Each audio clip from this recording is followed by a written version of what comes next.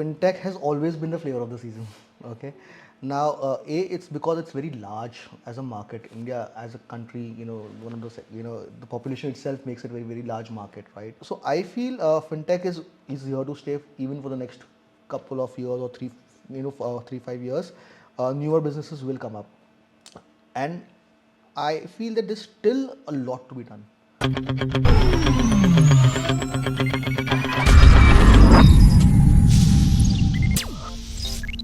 Let's talk about some of the portfolios that you have at Gemba Capital. You clearly have some really good startups in there.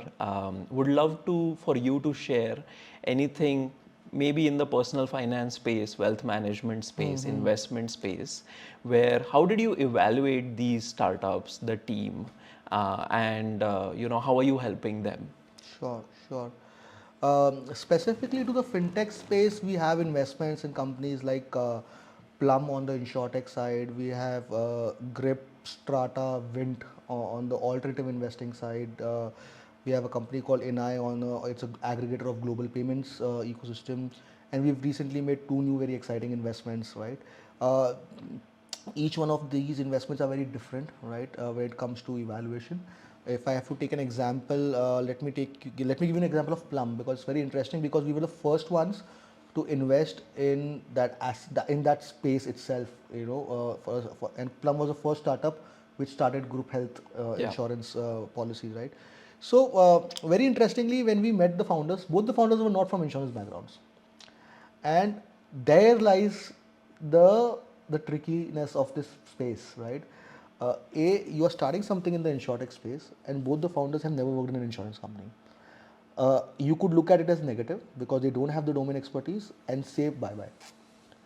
The way we looked at it is they were trying to build a product which is not existent. So they had to think from first principles. They have to ask the questions that why is it done like this, right? They have to challenge that. And for that, it's good that they are not from this insurance background. Otherwise, they would probably build a product which is similar to the existing products, right? They come with no baggage. Their glass is completely empty, right? Not half full. So we, in fact, like that. And that's one of the bets we took because of that. We were the first investors. And secondly, I think the problem statement was very, very clearly identified. They had clarity on day zero what they want to build and how they want to build. What's the GTM strategy going to be to start off with and eventually, and how the product is going to be more focused on user UI, UX, and how it's going to be important for people to do it. And so that was one of the bet which did really well. Sequoia came in, Tiger Global came in, 10 other competitors have come in, which validates the market. We were very doubtful about the market size at that time. So what happens is, whenever you're evaluating a category creator, it's tough because the market doesn't look that big. But great founders have an uncanny habit to increase the TAM itself and to go into adjacent markets also and open up markets, right? So I think those, luckily for us, things fell in place. Both the founders had worked in multinationals, they had worked in failed startups, they had then their own startups. So we were happy with the overall, the founder market fit per se. And that is the one investment which we did. That is an awesome investment. I'm actually, I had used Plum in another company, and so had a great experience over there as well. So, Insurance is the least disrupted space. Yeah. There are only incumbents using legacy, systems, right? And what's the insurance penetration in the country? 0.9%. Wow. Right? It is like pathetic, right? China would be at around 8.6 or something. So we clearly knew that there's still a lot more to be done in that space, and Plum was one of the first bets we took in that space. Brilliant. Let's talk about fintech in India. Yeah. 2014, India had its first wave of fintech, skyrocketing.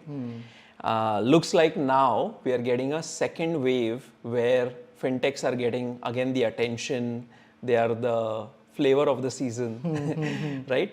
And you've been investing heavily in fintech. Yeah. So I just want to learn a little bit about, what do you think are the problems that as Indians in the Indian market, in the fintech space, that are not yet solved or should be solved?